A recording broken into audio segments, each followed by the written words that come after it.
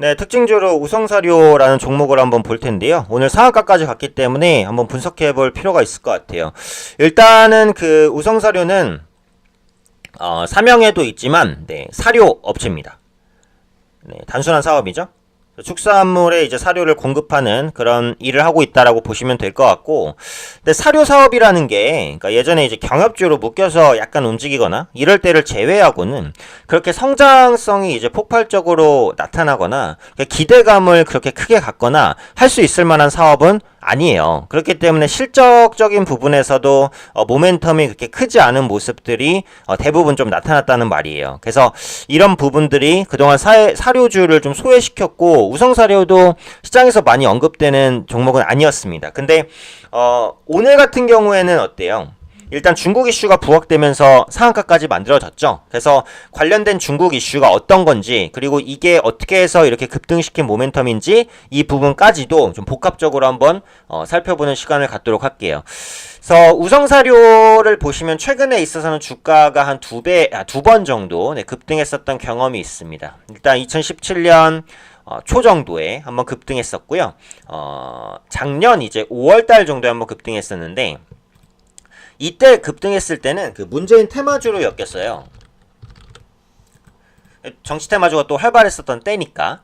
근데 이제 사측에서 그 공시조회를 요구했을 때 밝혔죠. 우리는 뭐 문재인, 안철수 이런 정치인들과는 전혀 관련이 없다 라고 하면서 정치 관련주적인 색깔이 빠집니다. 그래서 이때는 어떻게 보면 좀 작전 세력들이 개입했다 이렇게 이제 볼 수가 있겠고, 두 번째로 이제 급등했을 때는 표면적으로 나타난 뚜렷한 이슈는 없었어요. 역시 인위적으로 급등시킨 부분이 굉장히 농후하다라고 보여지고, 5월 초에 급등했을 때 이제 공매도 과열 종목으로 지정이 됩니다.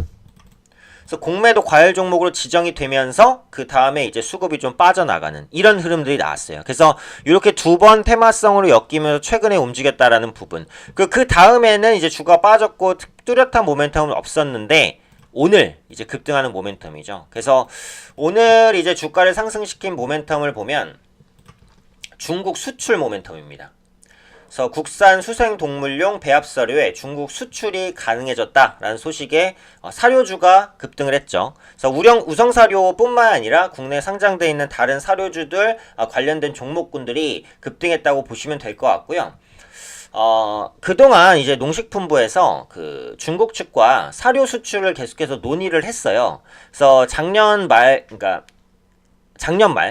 같은 경우 배합사료 관련해서 검역이라든지 위생 조건 관련된 약정도 체결을 했어요. 그래서 사료가 이제 중국에 수출될 수 있겠구나라는 기대감은 이전부터 있었는데, 실질적으로 그 수출이 확정된 것은 이제 오늘이었다라고 보시면 될 것 같죠.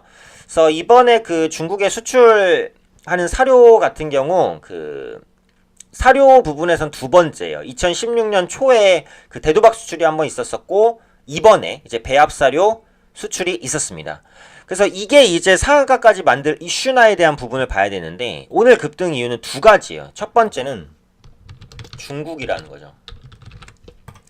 중국이라는 모멘텀은 항상 시장에서 너무 매력적입니다. 왜냐? 다른 부분 때문이 아니라 인구 때문에 그래요. 중국의 인구는 한 14억 정도? 14억 정도? 15억? 세계에서 최대 인구를 자랑하죠. 단순 계산해도 한국보다 한 30배 정도는 인구가 많습니다. 그렇기 때문에 뭘 먹어도 많이 먹고 뭘 사도 많이 사요. 시장 자체도 엄청나게 크다는 거죠. 그래서 중국의 이제 그 담수어 사료 시장 같은 경우는 2천만 톤 정도 규모. 해산어 같은 경우 60만 톤 정도. 엄청난 규모입니다. 단순 사료 시장만 해도 한국의 10배 수준 된단 말이에요. 그러다 보니까 중국에 진출했을 때 매출이 커지겠구나 라는 기대감이 일단 반영이 되는 거죠. 물론 이제 그 중국에 사료 수출을 한다고 해서 뭐 우성사료가 당장의 수익성이 좋아지고 뭐 매출이 빵빵 터지고 이런 건 아니에요. 그런데 주식시장이라는 게 아시겠지만 기대감에 의해서 먼저 움직이는 부분들이 있기 때문에 이런 부분이 부각되면서 주가의 급등 요소가 됐다. 이제 이렇게 봐주시면 될 것 같아요. 그런데 이제 두 번째 모멘텀이 이제 더 중요할 수도 있어요. 중국 소비주인데 이게 무슨 말이냐면, 제가 이전에도 영상을 찍으면서 계속해서 드리는 말씀이 뭐냐면, 시장에서 투자를 하실 때는 지금 시장의 분위기, 업종의 환경, 순환매 섹터 이런 부분들을 파악하시는 게 굉장히 중요합니다. 종목은 나무고 그 종목을 둘러싸고 있는 숲은 시황이란 말이에요. 시황 안에서 종목이 나오는 거예요. 순서를 보실 때 어떤 종목을 매수를 하더라도 내가 단타로서 초단타로서 그냥 차트 기법으로서 매수한다 이러면 상관이 없지만 내가 정말 투자로서 주식을 산다라고 했을 때는 그 종목을 둘러싸고 있는 환경이라든지 시장의 분위기가 정말 엄청나게 중요합니다. 근데 요즘에 보시면은 중국 소비주가 굉장히 강해요. 최근 같은 경우 그 대형주인 호텔신라도 급등을 했단 말이에요.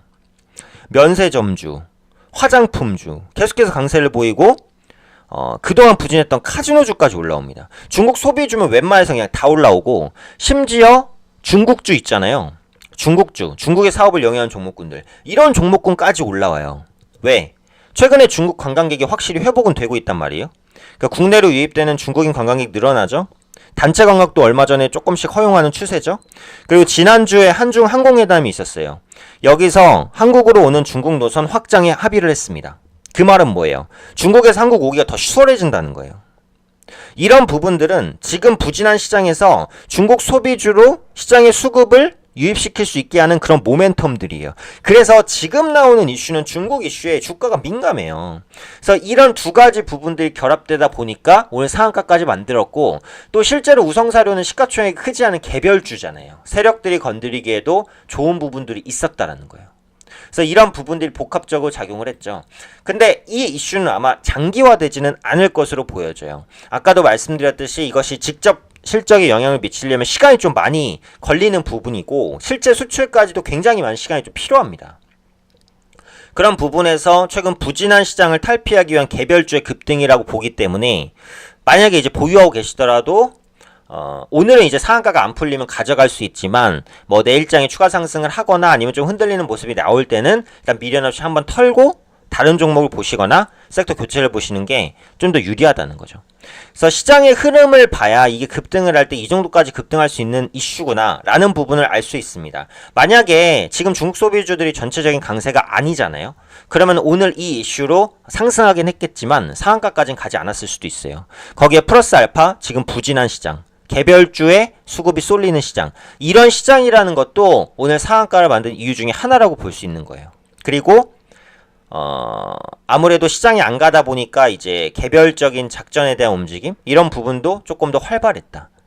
이 정도로 보시면 될 것 같습니다. 그래서 지금은 이제 개별주 장세라고 하잖아요, 보통. 그래서 이번 주까지는 어쩔 수 없이 그런 흐름이 지속될 것으로 보이니까 개별 종목의 모멘텀을 분석하시는데 주력하실 필요가 있겠다. 그걸 말씀드리도록 하겠습니다.